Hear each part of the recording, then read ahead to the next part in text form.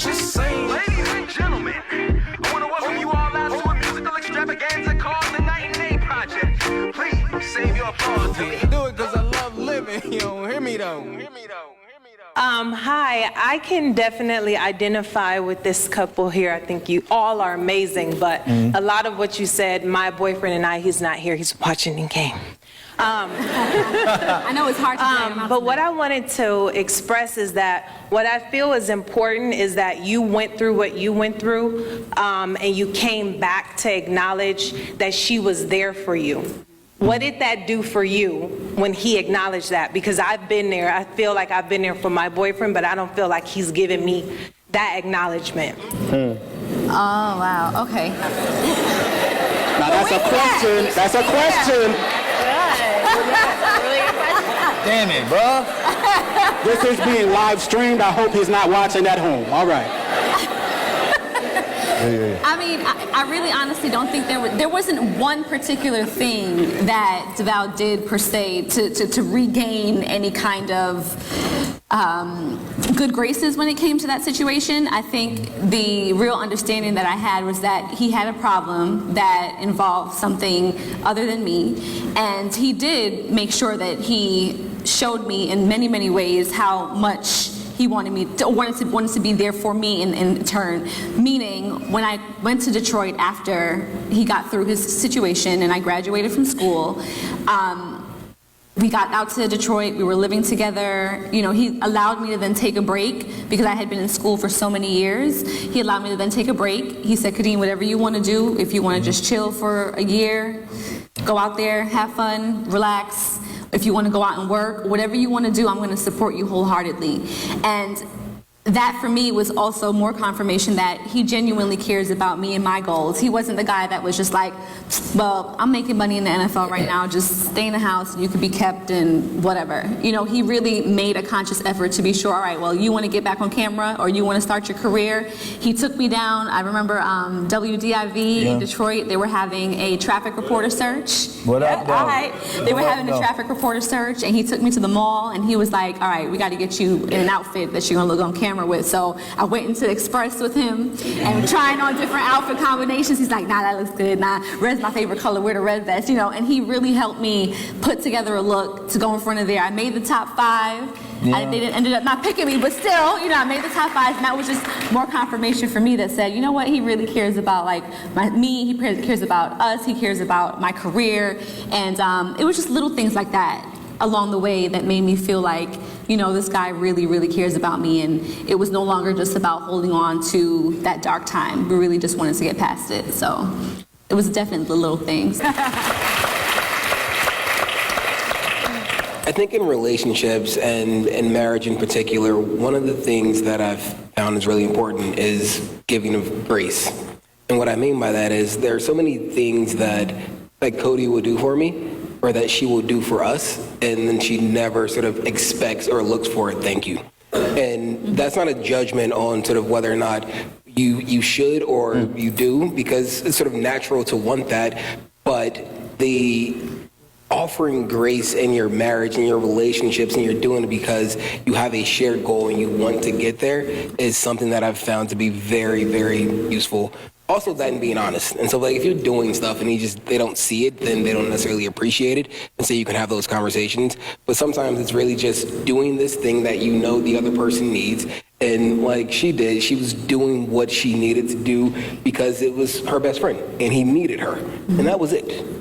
And so hopefully at some point, you know, the person makes the realization, they put everything together and like, I would have never gotten through this had it not been for my partner, but maybe not. Right. But if the end goal is to be together, then you are furthering that goal. My question is, how much did each of you go into finding out how to love? What was the love language of your other one? Because I know just because you do stuff because that's what you like and what you like to do, it may not fill the void or the need of the other person because they love differently. Did you put effort into that, and how did you come about understanding each other? Listen, what a wonderful, yeah. I feel like that's a conversation that probably happens like every 6 months. Like, you're not giving me what I need right now. Yes. You know what I'm saying? Like, It goes both ways, yeah. we have something that we revisit constantly. I was like, Bird, would you please do this? And she's like, oh, I understand what you're asking me for. Really? It's just like, no. I just want this one thing, right? And so, and we'll go back, and then she'll tell me, like, I need you to change a diaper. Like, or whatever it is, like, there'll be something else. And we'll keep trying to act like, no, what she really wants is, but no, just listen, take them at their word. Like, listen to what they're saying. And like, when we hear each other, oh man, it is fantastic. But sometimes we have to really tune in, because you can get sort of in this rut of like, oh, what she really wants is, oh, what he really wants is, just listen. You said they gotta listen? Listen. No, Sterling was talking. I was making sure you was paying attention. I'm an active listener. You said. Thank you, Sterling. You got it. I will say this. It took me how many surprises? I love surprises, and surprises are my love language. I threw you a surprise party. I'm gonna surprise you. How long did it take? It was like 10 years into our marriage. I was like, he really doesn't like surprises. I mean, he said it, but surely if I he didn't get it. Let me do it again. I don't like surprises. Why don't you listen? I'm like, because what kind of human being doesn't like surprises? I mean, remember the birthday party, and it was like this big Superman cake, and he was just like, oh my God. Oh, thank you. I said thank you. You did, and exactly like that. And I was like, aren't you surprised? You were like, I don't like surprises. So, to answer your question, yes, and I had to take that energy and be like, okay, so what is it that and the other day, you were like, I just want to sleep. And I was like, oh, okay, let's just let him sleep. And you were so happy. So, no surprise. Yeah. One thing we learned from each other is learning how to accept that the other person is different. And when you talk about love language, it was really that. And it took us, we've dated now and been married for a total of 16 years, and we're starting to get it now. Right. So, because we for example, I'll say, well, I like when you do A. And she will be like, but I did B. And I said, but I didn't ask for B. I specifically asked. You just gonna bypass the fact that I did B? I was thoughtful. But I get in trouble when I say, I'm very happy that you did A. Listen. Because you don't like the, I'm just saying I like A. That's all. I think that's the hardest part of marriage, though. Yeah. It's understanding that the person that you're with is not like you.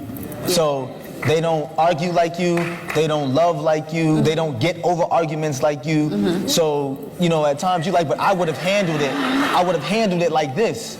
And it's like, well, I wouldn't have, and I didn't. And that's... So are we gonna agree to disagree, or are we just gonna keep beating this dead horse? You know what I mean? You gotta pick your battles, folks.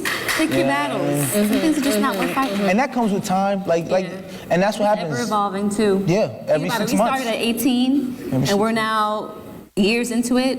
And I'm 25. Like, we're not years into it. And what I wanted as an 18-year-old, young lady, I don't necessarily want at 25, or I don't want at 30. Yeah. Like, it's constantly changing, constantly evolving. So you can never keep the relationship or the person in a box. Like, you just can't. Yeah. Can't.